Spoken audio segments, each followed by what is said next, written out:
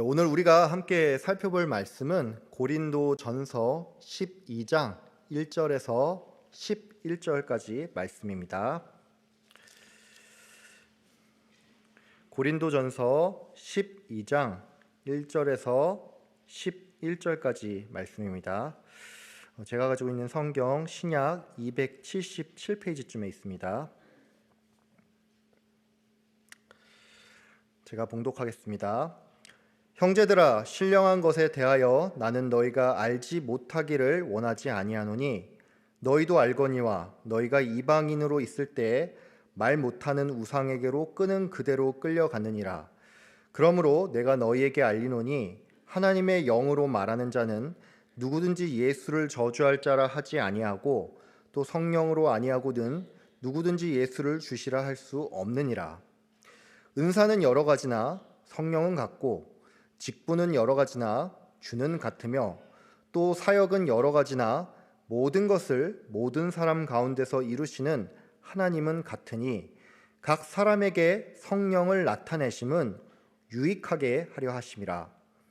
어떤 사람에게는 성령으로 말미암아 지혜의 말씀을, 어떤 사람에게는 같은 성령을 따라 지식의 말씀을, 다른 사람에게는 같은 성령으로 믿음을, 어떤 사람에게는 한 성령으로 병 고치는 은사를, 어떤 사람에게는 능력 행함을, 어떤 사람에게는 예언함을, 어떤 사람에게는 영들 분별함을, 다른 사람에게는 각종 방언 말함을, 어떤 사람에게는 방언을 통역함을 주시나니 이 모든 일은 같은 한 성령이 행하사 그의 뜻대로 각 사람에게 나누어 주시는 것이니라.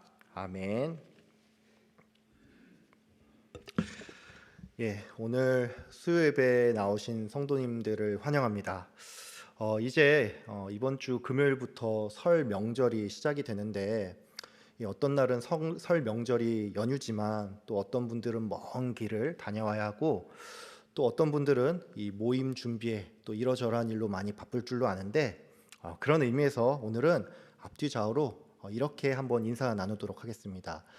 쉼이 있는 연휴가 되길 바랍니다. 쉼이 있는 연휴가 되길 바랍니다. 네, 감사합니다. 오늘은 교회를 위해, 주님을 위해라는 제목으로 함께 말씀 나누도록 하겠습니다. 오늘 우리가 살펴볼 고린도전서 12장은 성령의 은사에 대해서 언급을 한다는 점에 있어서 은사장이라고 불릴 만큼 상당히 유명한 장입니다.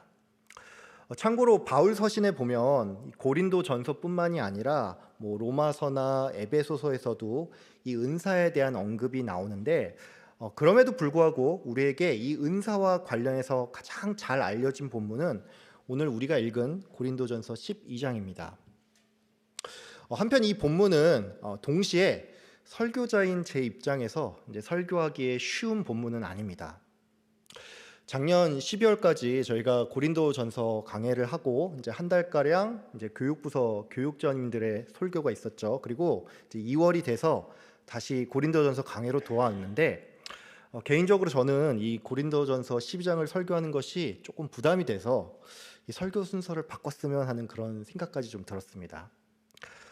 여러분은 아마도 왜 제가 이렇게 이 본문을 좀 부담스럽게 생각을 하는지 이게 조금 의아할 수가 있는데 그 이유를 말씀드리면 이렇습니다. 오늘 우리가 읽은 본문 8절부터 10절까지 보면은 성령께서 주시는 9가지 은사가 나오죠.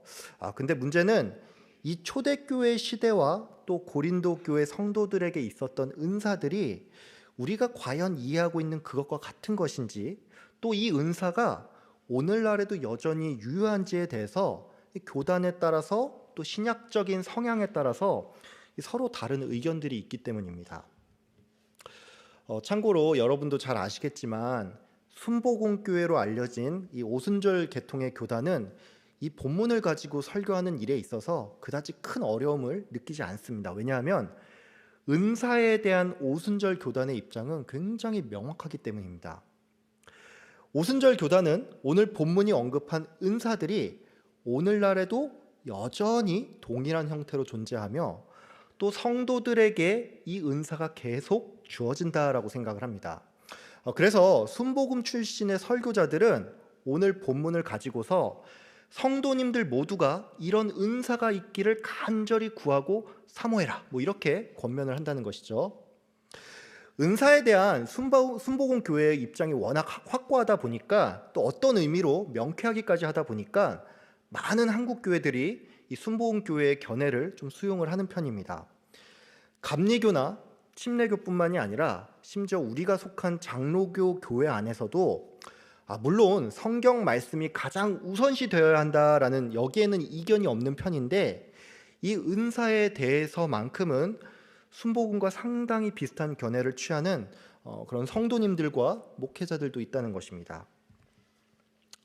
일예로 제가 일전에 집사로 있던 교회는 합동 측 교회였습니다. 근데 이 교회만 해도 이 고린도전서 12장을 가지고서 이제 담임 목사님이 설교를 할 때, 여러분 방언 받은 분 계시면 손을 좀 들어보십시오, 이렇게 말을 하는가 하면, 그럼 이제 손 내리시고, 이제 예언을 받았거나 통변까지 받았다 하는 분 있으면 손 들어보십시오, 뭐 이러면서, 만약에 아직 방언을 받지 못한 분이 계시면 방언을 구하시고, 방언을 이미 받았다면 꼭 통변이나 예언의 은사도 구하라고 설교 중에 그렇게 권면을 했습니다. 제가 앞서서 저의 예를 들었지만, 많은 한국교회 성도님들이 이 은사에 대해서만큼은 순복음 교단의 영향을 많이 받았다는 것을 여러분도 잘 아실 겁니다. 실제로 이제 이 자리에서 예배를 드리시는 성도님들 중에 이제 어떤 분들은 이전 교회가 순복음 교회인 분도 계시고, 또 그렇기 때문에 제가 설령 오늘 설교 시간에 여러분 방언을 구하시고 방언을 받은 분이 계시다면 통변의 은사도 구하십시오, 뭐 이렇게 말을 한다고 쳐도 특별한 거부감이 없이 아멘 하면서 이제 그렇게 받아들일 분도 분명히 계실 겁니다. 문제는 제가 방금 설명드린 이 같은 이유로 제가 오늘 본문을 준비하는데 좀 어려움이 있었습니다. 여러분도 아시겠지만 제가 합동 신학대학원을 졸업하지 않았습니까? 아무도 궁금하지 않겠지만, 무익 하나마 부득불 자랑을 하자면, 제가 전혀 안 그렇게 보이겠지만 나름 학년 수석으로 졸업을 했습니다. 감사합니다. 네. 박수까지 치면 안 됩니다. 그래서 제가 왜 이 말씀을 드리냐면, 제가 이제 신대원에 다닐 때 공부를 어쨌든 대충 하지는 않았고, 또 제가 일반 대학을 나와서 신학과는 전혀 무관한 일을 하다가 뒤늦게 신대원에 온 터라 신학적으로 워낙 백지 상태였고, 그래서 이 합신에서 배운 신학을 진리 그 자체로 받아들였습니다. 문제는 제가 신대원 시절에 만난 많은 교수님들이 이 은사에 대해서만큼은 한국교회 전반에 이해하는 많이 다른 관점과 뉘앙스로 학생들을 가르쳤다는 것입니다. 모든 분이 다 그런 건 아니지만 상당수의 교수님들은 이렇게 말씀을 하셨습니다. 지금 이 시대는 완성된 계시로서 성경이 있기 때문에 초대교회 시대에 존재를 하던 그 은사가 더 이상 존재하지 않으며, 누군가는 분명히 내 주변에 방언으로 기도하는 분이 계시다, 뭐 이렇게 반문할지 모르겠지만 이것은 성경이 말하는 방언이 아니다, 이렇게 말하는 교수님들이 있었다는 것입니다. 참고로 제가 이 설교를 준비를 하면서 이제 각종 자료를 찾다가 알게 된 사실인데, 이 미국에 있는 북 장로교 안에 보면은 정통 장로교회라는 분파가 있는데, 여기서는 방언을 하던 목사가 파면당한 사례가 있을 정도라고 하니까 이처럼 은사에 대해서는 완전히 상반된 견해 또한 있다는 것입니다. 여러분, 그러면 오늘 본문은 과연 이런 은사가 오늘날에도 존재하는지 아닌지, 우리가 이 은사를 사모하고 구해야 한다, 이것을 말하는 본문일까요? 여러분 궁금하시죠? 오늘은 그래서 이 고린도 전서를 작성한 바울이 정말로 고린도 교인들에게 전하고 싶은 바가 무엇인지 먼저 이것을 알아보고, 이 메시지를 통해서 우리가 어떤 교훈을 얻을 수 있는지 알아보겠습니다.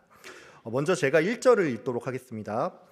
형제들아, 신령한 것에 대하여는 내가 너희의 알지 못하기를 원치 아니하노니.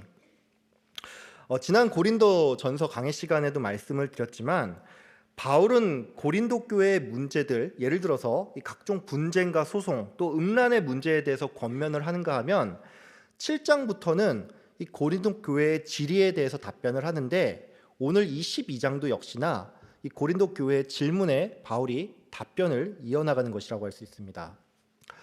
앞서 고린도 교회 성도들은 결혼에 대해서, 우상 제물에 대해서, 또 성만찬에 대해서 바울에게 질문을 했는데, 사도 바울은 그냥 아무 생각 없이 이제 요즘 말로 즉문즉답을 한 것이 아닌 일정한 관점 아래 답변을 해줬습니다. 그 관점이 뭐냐면, 너희가 먹든지 마시든지 무엇을 하든지 간에 주를 위해서, 또 하나님의 영광을 위해서 하라는 것이었습니다.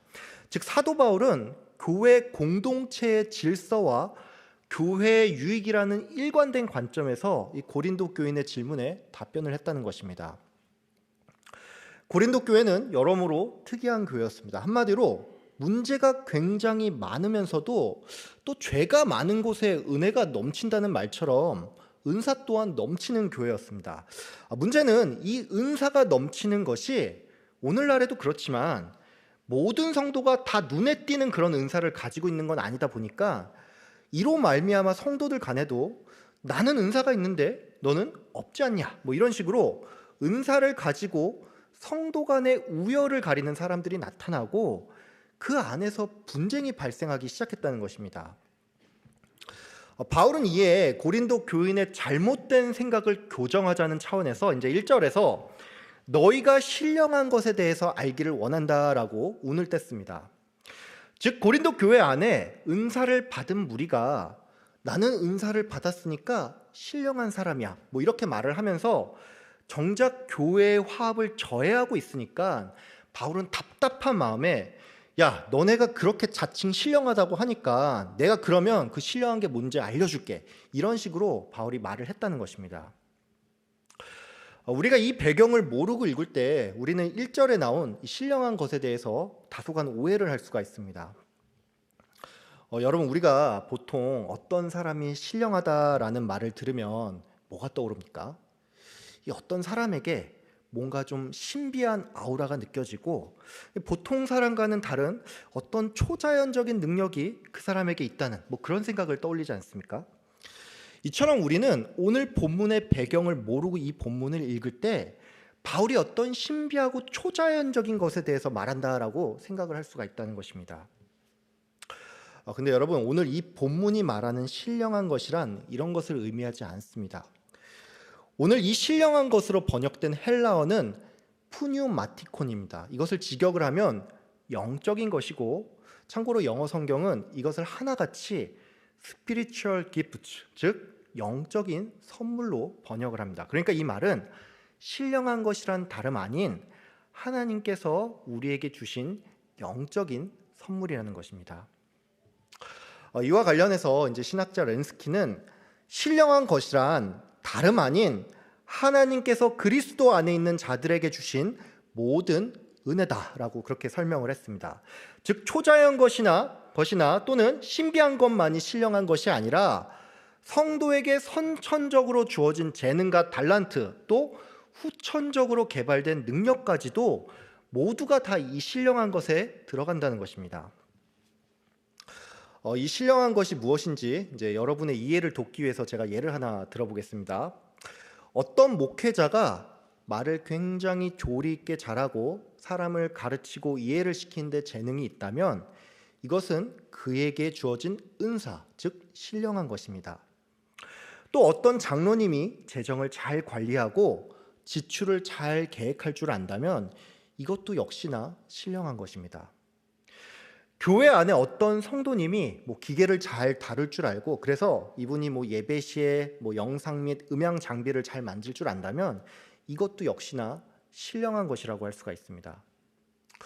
근데 제가 이렇게 말씀을 드리면 이제 어떤 분들은 방금 전에 제가 예로 제시한 것이 딱히 영적인 것과는 별 상관이 없어 보이는지라 이 은사라는 게 과연 세상이 일반적으로 말하는 재능이나 기술과 뭐가 다른지 이런 의문이 좀 생길 수가 있습니다.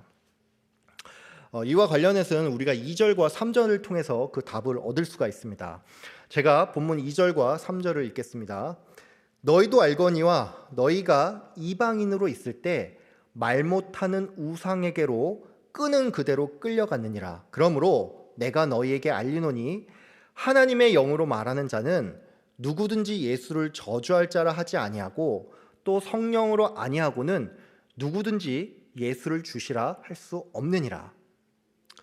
바울은 1절에서 너희가 은사에 대해서 알기를 원한다라고 말을 했습니다. 근데 2절과 3절에서는 너희가 이방인일 때 생명 없는 우상을 섬겼으며 너희가 성령 없이는 예수를 주라고 할 수 없다라고 말을 했다는 것이죠.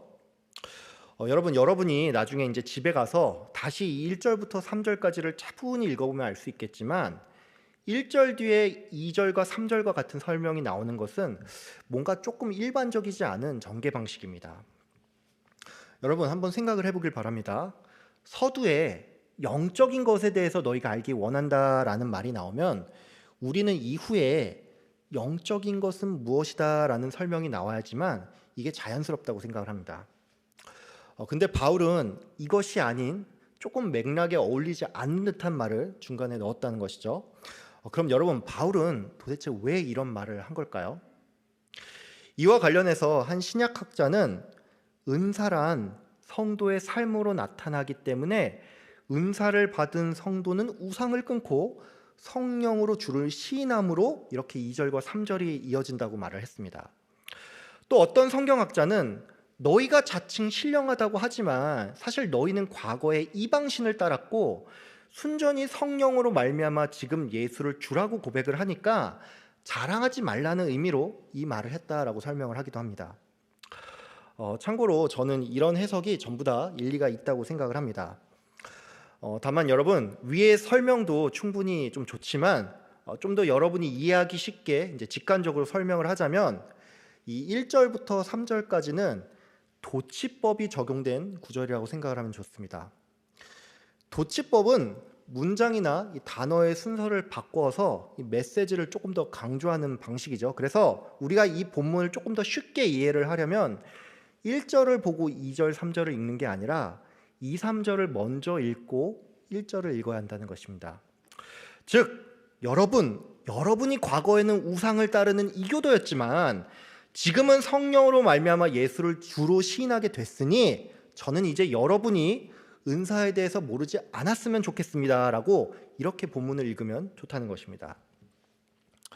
이 같은 방식으로 본문을 읽을 때 우리는 이 은사의 가장 큰 특징이 예수를 주로 시인하는, 즉 성도에게만 주어지는 것임을 알 수가 있습니다. 다른 말로 성도는 세상 사람들과 다르게 자기 자신만을 위해서 살지 않는 것처럼 이 은사 또한 한 개인의 무엇을 채우기 위해서 주어지는 것이 아니라는 말입니다. 세상 사람들이 가진 재능과 기술은 궁극적으로 자기의 유익을 위해서 사용이 됩니다. 반면에 어떤 한 성도가 가진 선천적인 재능부터 또 후천적으로 개발된 기술들은 단지 자기 자신의 유익을 위한 것이 아닌 주님의 영광을 위해서 존재를 한다는 것이죠. 즉 은사란 은사의 종류가 무엇인지, 다른 말로 그 은사가 신비로운 것이냐 아니냐에 따라서 은사다 아니다가 결정되는 게 아니고 그 은사가 주님을 위해서 사용되냐 아니냐에 따라서 은사인지 아닌지가 결정된다는 것입니다. 다시 말씀드릴게요. 바울이 말하는 신령한 것, 즉 은사란 그 형태로서 결정되는 것이 아닌 그 어떤 목적으로 쓰이냐에 따라서 이것이 은사인지 아닌지 결정된다는 것입니다. 바울은 그런 의미에서 4절에서 7절까지 이렇게 말을 합니다. 제가 4절부터 7절까지 읽겠습니다. 은사는 여러 가지나 성령은 같고 직분은 여러 가지나 주는 같으며 또 사역은 여러 가지나 모든 것을 모든 사람 가운데서 이루시는 하나님은 같으니 각 사람에게 성령을 나타내심은 유익하게 하려 하심이라. 바울은 먼저 4절에서 이 은사가 여럿이지만 성령은 같다라고 말을 했습니다. 은사의 종류는 다양하지만 이 모든 은사의 출처가 성령, 하나님이란 말이죠. 이와 관련해서 우리가 조금 생각할 주제가 있습니다. 그게 뭐냐면 어떤 사람이 어떤 은사를 가지고 있다, 이와 같은 표현을 우리가 종종 한다는 것입니다. 예를 들어서 뭐 내가 어떤 집회에 갔는데 그 집회를 인도하는 강사 목사님이 신유 은사를 가지고 있더라, 뭐 이런 말을 한다든가, 내가 잘 아는 권사님 한 분이 예언의 은사를 가지고 있어서 뭐 앞으로 일어날 일들을 속속들이 맞추더라, 뭐 이런 말을 우리가 듣기도 하고 하기도 한다는 것입니다. 이런 표현은 사실 편의에 따른 표현이기는 한데, 문제는 이런 표현 때문에 누가 어떤 은사를 가지고 있다라고 하면 어떤 한 사람이 그 은사를 소유를 하고 또 은사의 소유권이 개인에게 있으니까 이 은사를 언제든지 사용할 수 있다는 식으로 우리가 조금 오해를 한다는 것입니다. 근데 여러분, 이런 생각은 정말로 위험한 생각입니다. 바울은 4절에서 은사의 출처가 성령임을 밝혔습니다. 즉, 어떤 성도에게 어떤 은사가 나타난다는 것은 이 은사가 그 성도 개인의 소유물이 아니고, 그래서 이 은사는 사적으로 사용될 수가 없다는 것입니다. 한마디로 성도는 개별 은사의 소유자도 아니고 은사를 발휘하는 힘의 원천도 아닌 그저 성령님께서 역사하는 통로에 불과하다는 것입니다. 이것은 특별히 은사로 번역된 헬라어 카리스마톤의 뜻이 호의를 베풀다 또는 선물을 주다, 이것임을 기억을 할 때 좀 더 명확히 알 수가 있습니다. 여러분, 우리가 무언가를 수고를 해서 또는 내 자격이 충분해서 무언가를 받는다면 이것은 대가지, 이것을 우리가 선물이나 은혜라고 부르지는 않죠. 자격 없는 자에게 주어졌기 때문에 은혜고, 내가 수고하지 않았음에도 주어졌기 때문에 선물이라는 것입니다. 여러분, 그렇습니다. 어떤 한 성도에게 어떤 은사가 있다는 것은 그 사람의 자격이나 우월함을 증명할 수는 없다는 것입니다. 바울은 이 맥락에서 5절과 6절에서 직분은 여러 가지나 주는 같으며 사역은 여러 가지나 이것을 이루시는 이는 하나님이라고 말을 했습니다. 즉, 직분을 맡은 자는 주 대신 예수를 위해서 그 직분을 맡으며 그가 하는 모든 일은 오로지 하나님에 의해서만 이루어진다는 말입니다. 성도가 어떤 은사를 가지고 직분을 맡을 때 그 사람에게 가장 필요한 자세가 있습니다. 그 자세는 뭐냐면 섬기는 자세입니다. 5절에 직분으로 번역된 디아코니안이라는 헬라어 단어는 그 원뜻이 섬기는 자입니다. 즉, 성도가 교회 안에서 어떤 직분을 맡을 때 그에게 가장 필요한 것은 내가 대접받는 것이 아닌 섬기기 위해서 내가 그 자리에 있음을 기억해야 한다는 것입니다. 여러분, 그러면 섬기는 일에 있어서 가장 중요한 것은 또 무엇일까요? 맡은 직분을 충성되게 또 능수능란하게 수행하는 이것일까요? 성경 잠언에 보면 이런 말이 있습니다. 자기 일에 능숙한 사람을 보았느냐? 이러한 사람은 왕 앞에 설 것이다. 또 사도 바울은 고린도전서 4장 2절에서 맡은 자들에게 구할 것은 충성이라고 했습니다. 그러니까 여러분, 섬기는 자가 자기 일을 능숙하게 처리하고 또 충성되게 수행하는 것은 당연히 중요합니다. 근데 여러분, 위에 언급한 것도 물론 중요하지만 직분을 맡은 자로서 우리가 꼭 기억해야 할 게 있습니다. 그게 뭐냐면 직분은 여럿이나 주는 같으며 라는 말씀을 통해 알 수 있는 것처럼 직분 맡은 자는 그 섬김이 예수를 향해야 한다는 것입니다. 예수님께서는 그의 제자들에게 크고자 하거든 남을 섬기라 라고 말을 했습니다. 참고로 제가 고등학교 시절에 이제 다니던 학교 옆에 미션 스쿨이 하나 있었는데, 이 학교는 크고자 하거든 남을 섬기라, 이게 그 학교의 교훈이었습니다. 많은 성도님들께서 이 말씀을 좋아하죠. 근데 어떤 분들은 이 말씀을 좋아하는 이유가 이 성경이 말하고자 하는 메시지와는 조금 거리가 멉니다. 쉽게 말해서 이것이죠. 내가 세상에서 인정을 받고 출세 가도를 달리기 위해서 그 방편으로 남을 섬겨야 한다, 뭐 이런 식으로 이 예수님의 가르침을 오해한다는 것입니다. 여러분, 예수님이 말한 큰 자는 하나님 나라의 기준의 큰 자입니다. 섬기는 그 자체로 큰 자가 되는 것이지 섬겼으니까 높은 지위를 얻게 된다, 이 말이 아닙니다. 여러분, 직분자의 가장 중요한 자세가 섬기는 자세임을 기억을 하시되, 이 섬김이 나의 무엇을 드러내지 않도록 늘 유념하길 바랍니다. 또한 여러분, 이 섬김이 인본주의로 흐르지 않도록 조심하길 바랍니다. 우리가 보통 성도님들 섬긴다 뭐 이런 표현을 쓰죠. 이것은 우리가 이 목자의 심정을 가지고 성도를 대한다는 그런 의미도 있는데, 이것은 물론 좋은 자세지만 그렇다고 해서 성도의 만족이 섬김의 최우선이 돼서는 안 됩니다. 나의 섬김과 희생으로 성도님이 기쁘다면 이것은 참으로 감사한 일입니다. 근데 만약 이것이 정작 예수님께서 기뻐하지 않는 일과 방식으로 이루어진다면 이것은 교회 안에서 인본주의가 자리 잡고 있음을 여러분이 아셔야 합니다. 가끔 이렇게 말씀하는 분이 계십니다. 교회가 세상이 변하는 속도를 따라가지 못하고 그래서 이 성도의 니즈를 전혀 파악하지 못해서 문제다, 이렇게 말씀하는 분이 계십니다. 물론 이런 지적 중에 우리가 분명히 고심하고 또 수용할 것은 수용을 해야겠지만 이런 것을 모두 무비판적으로 수용을 하면 안 됩니다. 왜냐하면 만약에 어떤 일이 성도의 마음을 기쁘게는 하는데 정작 예수님이 기뻐하는 일이 아니라고 한다면 이런 것은 우리가 단호하게 거부하고 분별해야 한다는 것입니다. 여러분, 직분은 여러 가지지만 이 직분의 목적은 우리 주 예수 그리스도를 섬기는 게 목표입니다. 여러분, 우리의 직분이 나의 자랑이 되지 않도록 또 사람을 향하지 않도록 주의하시고, 또한 내가 어떤 직분을 맡아서 어떤 일을 수행을 할 때 이 일을 이루시는 것 또한 하나님이시니 모든 공로를 하나님께 돌리는 여러분이 되길 바랍니다. 바울은 각 사람에게 성령을 나타내심은 유익하게 하려 하심이라 라고 말씀을 하셨습니다. 즉 성도가 어떤 은사를 가지고 직분을 맡아서 사역을 감당하는 것은 교회의 유익을 위함이지 성도가 자신을 드러내거나 욕심을 채우기 위해서 주어지지 않는다는 것입니다. 다른 말로 교회의 질서를 깨트리는 우월의식을 심어주기 위해서 은사가 주어지지 않는다는 말입니다. 바울은 이후 8절에서 9가지 은사에 대해서 말을 했습니다. 제가 8절부터 11절까지를 읽겠습니다.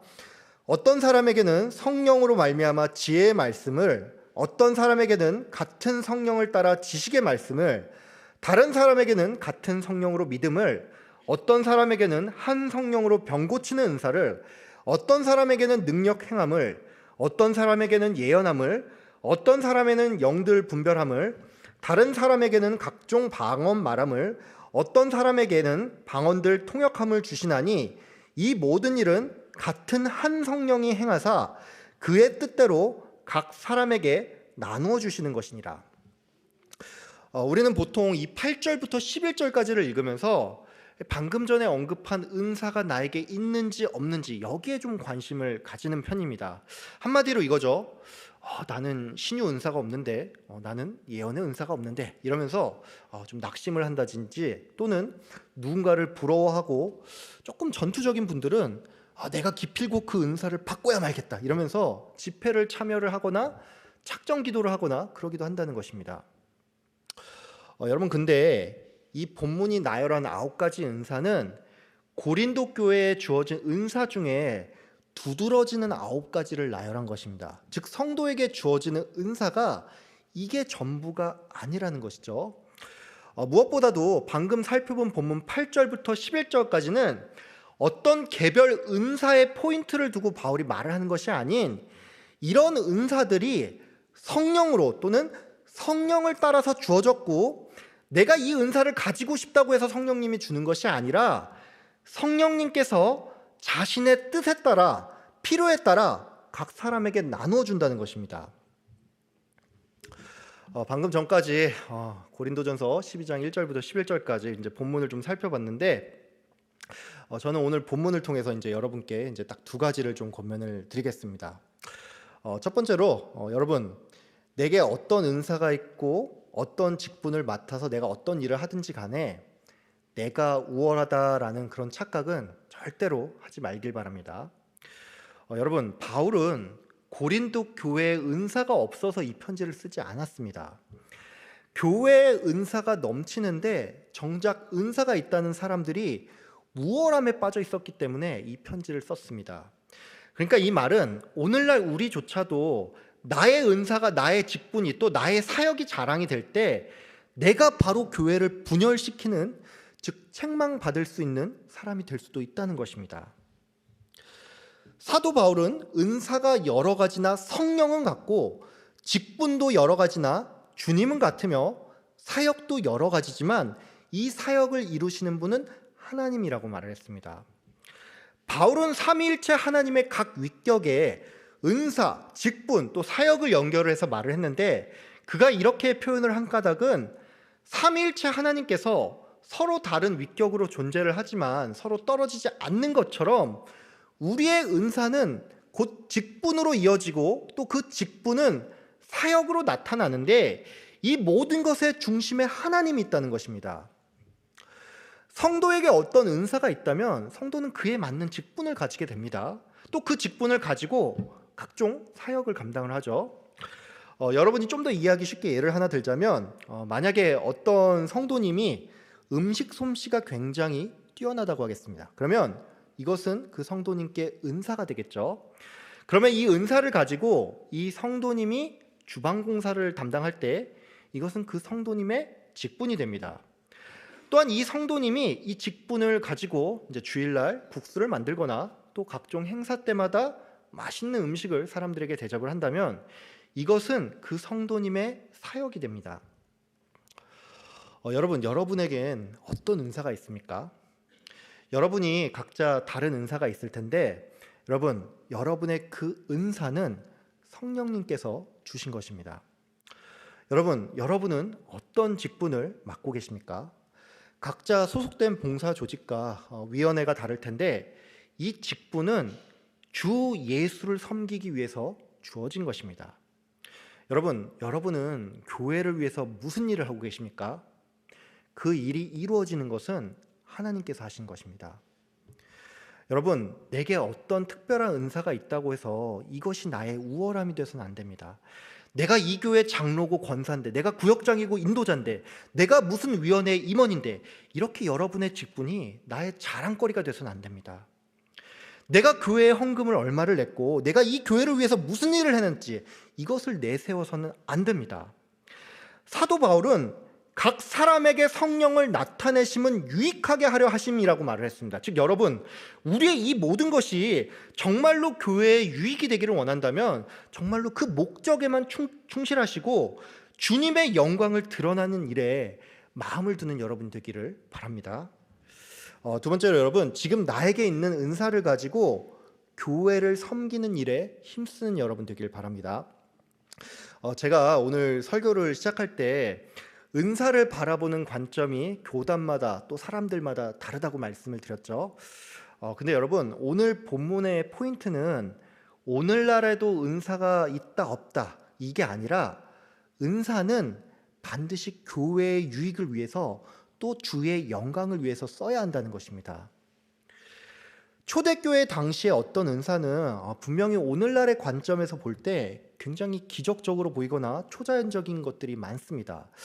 그래서 우리는 이런 은사들이 지금 이 시점에도 여전히 존재하는지 아닌지 여기에 관심이 생길 수도 있습니다.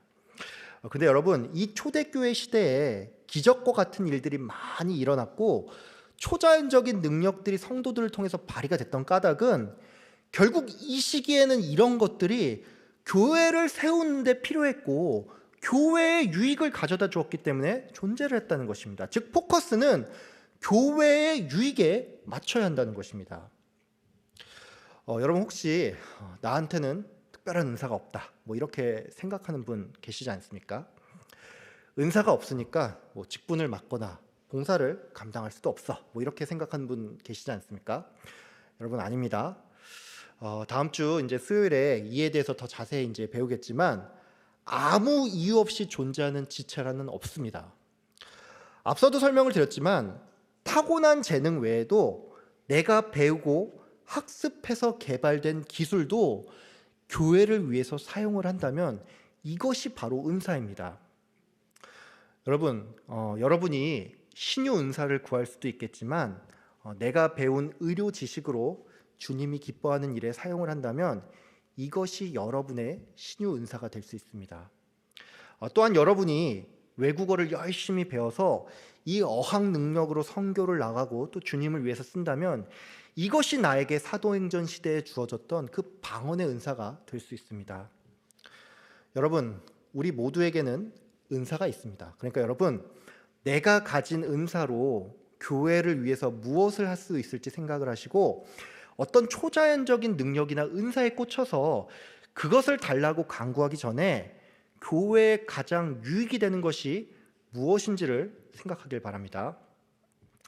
초대교회 시대든지 중세시대든지 종교개혁 시대든지 현대 시대든지 시대를 막론하고 교회에 가장 유익을 준 것은 바른 말씀의 선포이고 사랑으로 교회가 연합되는 것입니다. 우리가 말씀을 사모하고 기도로 성령이 충만할 때 우리는 교회에 가장 유익이 되는 것을 얻을 수가 있습니다. 그러니까 여러분, 내게 이미 주어진 은사가 무엇인지를 생각을 하고 또 교회에 가장 유익이 되는 것을 주기 위해서 늘 말씀을 사모하고 기도하는 여러분 되길 바랍니다.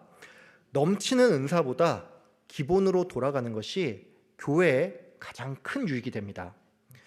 여러분 모두 각자의 자리에서 교회를 세우며 또 하나님께 영광 돌리는 일에 힘쓰는 성도님들 되시길 주의 이름으로 축복하며 기도합니다. 기도하겠습니다. 은혜가 풍성하신 하나님 아버지 감사합니다.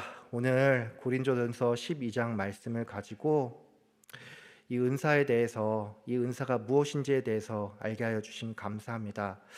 하나님, 우리는 이전까지 은사에 대해서 그 은사의 성격이나 그 은사의 형태에 대해서 많이 관심을 가졌는데 아버지 하나님, 은사되는 가장 중요한 것은 이것이 주님을 위해 또 그리스도의 몸된 교회를 위해서 사용되는 것임을 알게 하여 주심 감사합니다. 우리 각자가 각자의 모습으로 살아가며 지체로서 또 하나님 아버지 이 교회를 섬기는 은사가 있는 줄로 압니다.